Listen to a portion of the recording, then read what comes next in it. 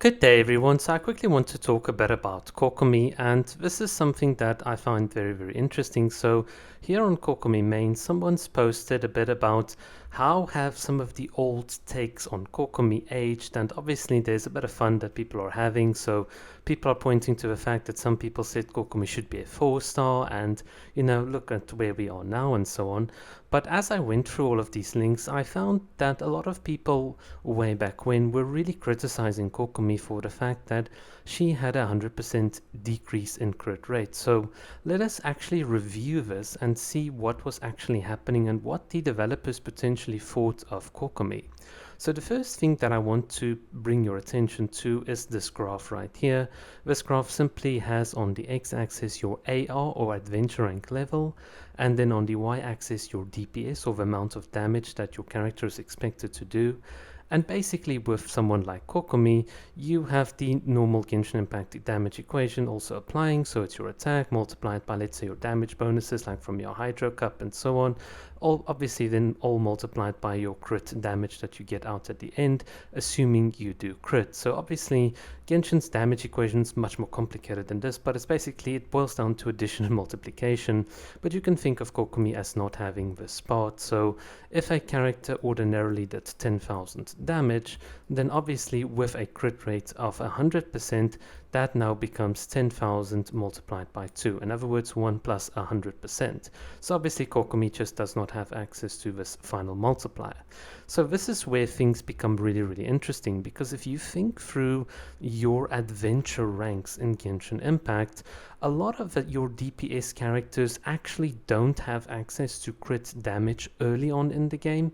So in terms of artifacts, in terms of your like availability for your goblets and so on, all of these things that multiply out in your Genshin damage equation is just simply not there. Whereas for a character like Kokomi that especially like scales with flat HP and so on, or HP percentage, you have effectively, if you do the maths, that her DPS during her elemental burst is much higher than for most of the other characters, roughly, and this is just a rough estimate, some of the theory crafts will probably be able to do the calcs better, but roughly up until about AR 50, at which case most of your damage dealers just skyrocket past like Kokomi. So this is the thing, when you have low talents, no goblets, low crit rates and crit damages, it is actually very interesting to see that a lot of your damage dealers in Genshin cannot keep up with the sort of steady flat progression that Kokomi has, and this makes Kokomi a very strong early game unit. And you can now, if you think back to the 2.1 and 2.2 era of Genshin, you can actually kind of see why Kokomi made a lot of sense. So you have Inazuma, you have these enemies that have higher health pools and they can hit harder, so having a character that does more damage at the low ARs, of course, than the majority of your other characters makes a lot of sense. She heals up the party, she's also got interruption resistance to some degree, so if you stand in the waters in Inazuma and there is an electro or an electro being applied, then the electro charge is not going to hinder Kokomi from attacking, whereas for other attackers like Ayaka, you might be interrupted.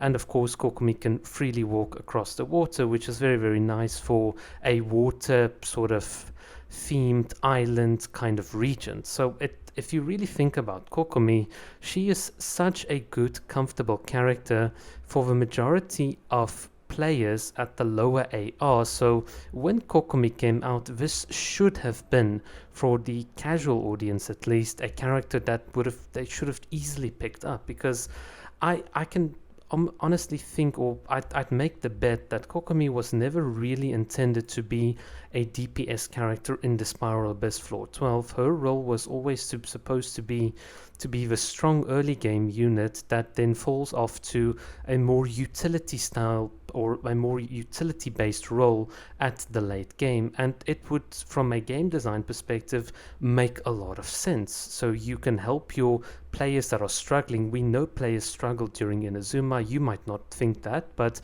the amount of characters and enemies that were nerfed, that were now able to be swirled and crowd control, all of those nerfs that we got patch after patch during the early Inazuma arc really indicated that players found Inazuma quite difficult. And it's so crazy that in the discussion of why does Kokomi have a 100% decrease in crit rate, no one seemed to mention the story. No one seems to mention how Kokomi was really tailor-made for the entire Inazuma region. The other thing that I found very, very interesting when reading through like all the old criticisms and pages and so on was the fact that some people criticized Kokomi's jellyfish for being static, and even today a lot of people might say, ooh, Barbara's better in Nilo Bloom teams, especially against mobile enemies, but I find this very, very weird. So this is the thing that makes Kokomi so amazing. She heals, she tanks, but her ranged damage is something that a lot of people don't seem to put up into the discussion. So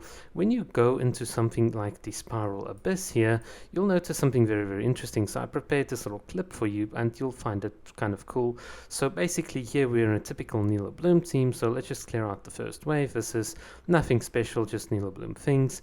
But notice what I'm now going to do. I'm going to tag the enemies, and what I'll do is I'll stand right here with my jellyfish. I won't move with Kokomi, but what I'm going to do is I'm going to use my ranged attacks to hit the enemies that are far off. So even if these enemies were mobile, even if they were moving in a Nilo Bloom team, I can still attack them. This is what makes it so good. So as long as you can get the Hydro to the Dendro onto the enemies, then it's just a matter of can your Hydro characters also reach those enemies. So obviously Nahida takes care of the Dendro part, and Kokomi in and of itself can then obviously attack enemies at any given range. So despite the fact that we cannot reposition the jellyfish, we can still apply the Hydro, and that is another subtle thing that a lot of people miss. And obviously in Nilo Bloom teams we know you can play with sacrificial fragments, so repositioning the jellyfish is not really for most team and most scenarios not even really a problem.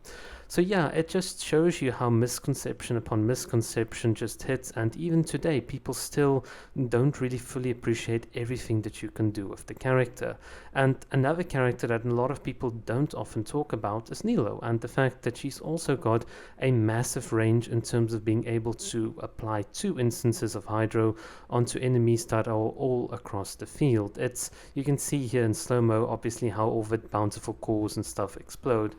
But in any case, so I think this video has probably gone on long enough, but hopefully you guys understand now a bit more about Kokomi, what the intentions were, and how people still even today don't fully get this really, really awesome character and everything she's got to offer.